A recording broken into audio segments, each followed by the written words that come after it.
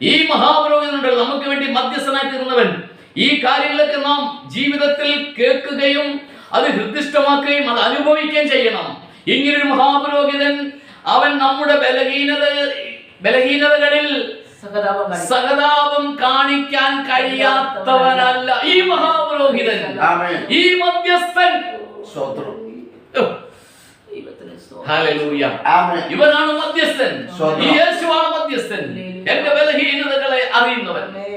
അതെ പ്രിയപ്പെട്ടവരെ, ദൈവമക്കളെ, ദൈവവിശ്വാസികളെ, എന്റെ നിങ്ങളുടെ ബലഹീനതകൾ നേരത്തെ അറിഞ്ഞിട്ട് ആരും പറഞ്ഞു കൊടുക്കേണ്ട കാര്യമില്ല.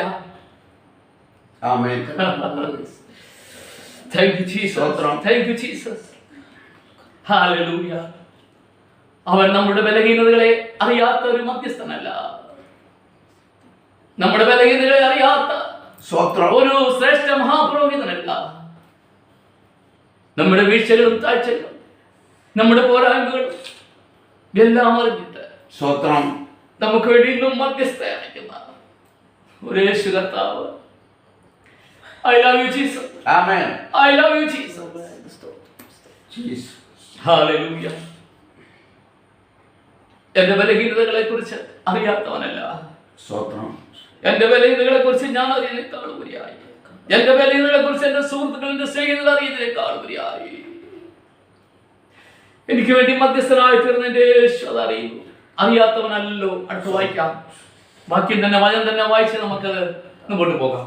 പാപം ഒഴികെ സകലത്തിന് നമുക്ക് തുല്യമായി പരീക്ഷിക്കപ്പെട്ടവനത്രേ നമുക്കുള്ളത്.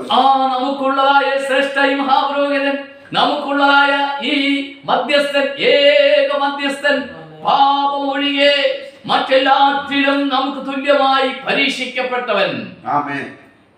ആർക്കിത് പറയാൻ പറ്റും?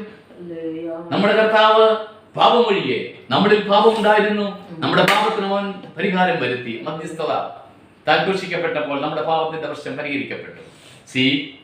എന്നാൽ ഇന്ന് നമുക്ക് വേണ്ടി ആ മധ്യസ്ഥൻ ചെയ്യുന്നത് നമ്മുടെ ബലഹീനതകൾ അറിയുകയും നമ്മളോട് സഹതാപം കാണിക്കുവാൻ. ഇത് മധ്യസ്ഥനെ കുറിച്ച് മനസ്സിലായോ? ഇതല്ലേ മധ്യസ്ഥൻ. എന്റെ ബലഹീനത നേരത്തെ അറിഞ്ഞിട്ട് എല്ലാവർക്കും മനസ്സിലാകുന്നുണ്ടോ?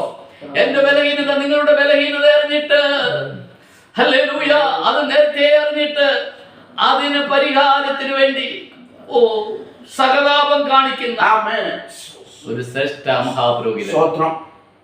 തീർന്നില്ലല്ലോ. 14-ാമത്തെ വാക്യം വരെ ആയില്ല. അയച്ചു. അതുകൊണ്ട് കരുണ ലഭിക്കാനും